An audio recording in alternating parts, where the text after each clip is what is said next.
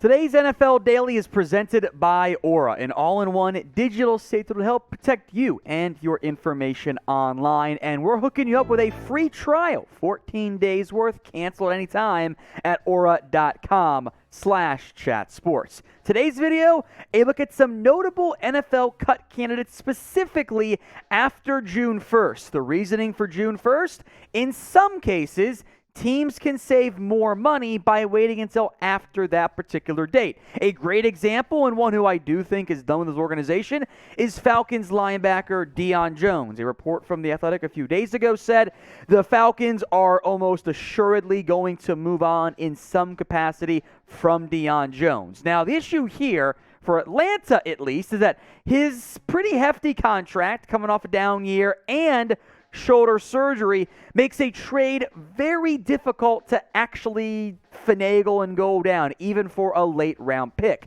As you can see on screen, the cap savings before June 1st and after June 1st are much different. Now, the Falcons have guaranteed Jones's base salary this year.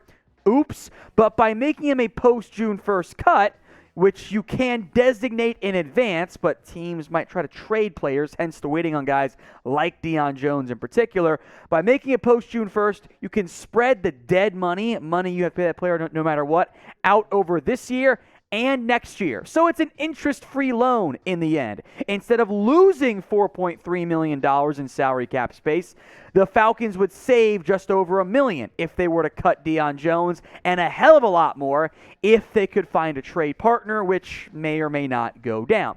But Atlanta is prepared to move on from Jones. They have signed Rashaan Evans, signed Nick Kwiatkowski, drafted Troy Anderson early on, couple that with the report, and a bit of a down year for Jones, and I think someone is going to have him instead of Atlanta on their 53-man roster.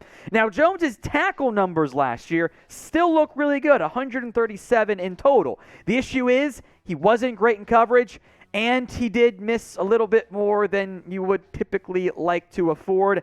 I don't think he's a bum. I don't think he's done in the NFL, but his contract cost for a rebuilding organization and for a defense that I guess just doesn't fit his strengths the same way the Dan Quinn one did, I don't anticipate the Falcons choosing to keep around Deion Jones as they enter, to be honest, what is a little bit of a mini reset at this stage.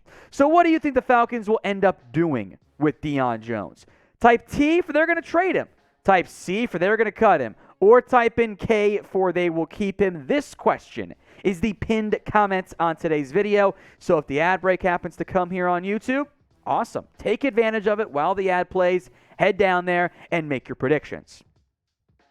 Another player who I fully expect to be gone, the first of our two Niners players on today's list, that is one Dee Ford. It is a matter of when, not if the Niners go, we're done, and he is off this team. There's a report they plan to cut him because Dee Ford has barely made an impact over the past 2 seasons, and frankly, there are concerns about his long-term availability or even short-term availability on an NFL field.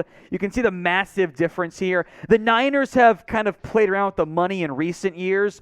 They took savings in previous years at the cost of this year. So, again, the same interest-free loan style there. They don't save much by cutting him, but he's dead weight, and it's not the almost $7.6 million it would have been if they hadn't waited until 6/1. So, thanks to some restructures, the money saved is lower than what it could have been, but they saved that money already in previous years, so I ain't mad about it. I mentioned the lack of impact. Yeah. The Niners traded for Dee Ford, made him one of the highest paid edges in the NFL, and he's been since. Flashed a little bit, 3 sacks this year, yay! But he was like not consistently out there in any real capacity. He's barely been a contributor over the years. It just makes you go, played what, 7 games the past 3 years? The Niners paid him a ton of money to do 9.5 career sacks for them in the past 3 years. That's not getting the job done, full stop. And the Niners are fine at edge with, of course, Nick Bosa, Samson Ebukam. And Eric Armstead's more of a defensive tackle, but he'll get the occasional edge rep, so plus he's awesome, so I wanted to throw him up there. Kamoko Toure they signed. They draft Drake Jackson. They got guys like Kerry Hyder, Charles Omenihu, Jordan Willis. They're fine at edge. They no longer need Dee Ford out there. Now, what you might not realize you need is Aura. They offer financial fraud protection, identity theft protection, online and device security for up to 5 people in your family. It's an all-in-one online safety tool, and they are the newest sponsor here at Chat Sports. And you can get a 14-day free trial when you head over to aura.com/chatsports. That's just for you NFL Daily viewers. Links in the comment section and in the description. Aura helps keep your identity safe with extensive monitoring of your personal information to help prevent it from ending up on the dark web.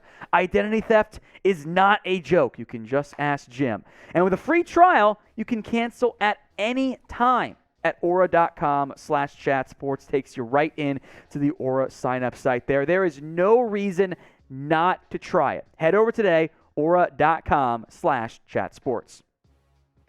Speaking of injured players who might not play again, that is Chris Carson, unfortunately. The neck issue for Carson has been a significant red flag. Remember last year, goes on IR, is activated, has one practice or like 1 day worth, and it's like, nope, out for the year. That's not good. I think Seattle has concerns that Carson's not going to be able to contribute. There is a difference in the cap savings here, 3.1 versus 4.6 in the pre versus post 6-1 cut time frame. When Carson has been out there, he's been a good football player. He hasn't been out there that much the past 2 years, which is a significant issue. And I think Seattle's moves at running back cannot be overlooked. They re-sign Rashad Penny. Then they spend, in classic Seahawks form, a top 50 pick on a back. I think if Seattle thought Chris Carson was really going to play and be a key part of their offense, they wouldn't have drafted Kenneth Walker in round 2. I think they have concerns at minimum, and that makes him a prime cap cut casualty given the potential savings for a rebuilding team like Seattle. My question for you guys now is this. I want you to head in the comments section and name a player who you want your favorite team to cut. It got to be realistic, of course, but drop a name for me in the comments. These next 2 names are not candidates post June 1st because of the savings. There's actually no change in their amounts, but because their teams might have no other options. First up is Baker Mayfield. The Browns are trying to find a trade partner for Baker Mayfield, and his contract so far has been a major roadblock to any and all potential trades. $18.86 million. Teams like the Panthers allegedly asked him, hey, you got to eat most of that. The Browns said, F you, no we're not. And the Panthers are like, okay, fine, we're not going to deal with that then. And there's a staring contest, a holding pattern going on. Somebody's got to blink at some point, whether it's the Browns eating some of that money to help facilitate a trade, outright cutting him if no one makes any more offers, since you hypothetically could have waited too long, or a new team says, fine, we'll take the money. Here's a 7th-round pick. Let's move on. Baker, at the end of 2020, looked like a legitimate franchise QB. In 2021, in part because of injuries, it was doo-doo. It was bad. It was the Brown you don't want to have in the end. Baker did not play well, and it wasn't just his injuries. He had no confidence out there. He looked like a shell of his former self. Somebody, though, should probably give him a second chance since, shoot, Sam Darnold got one after all. Now, if you want to stay updated with everything going on around the NFL, you've come to the right spot here at Chat Sports. So if you're watching on YouTube or somewhere else, go subscribe. Hit the big red button on YouTube, or if you're watching elsewhere, it's the link at the bottom of your screen, youtube.com/chatsportstv. Next up is Jimmy Garoppolo. The Niners in a similar-ish boat as Baker and the Browns, but a different path to how they got here, right? Everyone knew that it was going to be Jimmy G for 1 year, then Trey Lance's turn. And I really thought the Niners would have traded him. But then he had the shoulder surgery, and that threw everything off. He's not going to be cleared until June or July, and now you don't have many teams that can take on a $25.55 million cap charge without some semblance of restructuring, and does anyone want to commit to Jimmy G as their long-term QB in July? I'm not sure if they do, or at least shorter-term 2 years QB. That's a big of an issue. So there is a possibility the Niners go, we can't have $25.5 million of a cap charge when we save that much money by cutting him. There is a chance the Niners go, is what it is, cut him, maybe even bring him back potentially, but that does seem unlikely. Now, in 2021, Jimmy G was fine. Is he a true franchise guy? No, he is not. Can you start him and have a better option than several teams in the NFL? Absolutely. It's a matter of, we know what he is. It's not great, but he might be enough to save our job in the short term. Baker, meanwhile, it could be a disaster, but he could be our guy long term. So which QB would you rather have? Type in BM for Baker Mayfield or JG for Jimmy Garoppolo. One more name here, that is Keyshawn Vaughn, the running back from the Tampa Bay Buccaneers. Fantasy owners everywhere in shambles over this one. Vaughn, simply put, has never gotten going in Tampa, despite being a relatively premium draft pick. At this point, I think a change of scenery is needed. Not that much in the difference in savings, under $800,000 versus just over $1 million pre versus post June 1st.